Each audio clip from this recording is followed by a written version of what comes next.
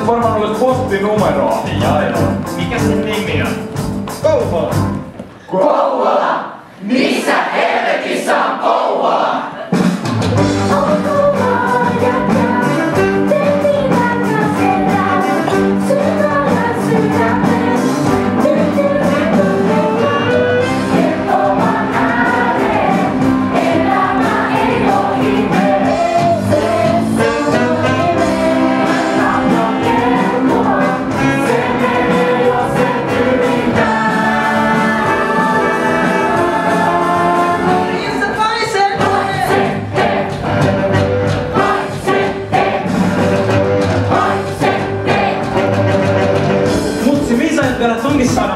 Kun takatontti on jo ihan täynnä. Reena, älä nyt taas aloita. Mä en tarvitse muuttaa yhtään sen enempää kuin sinä.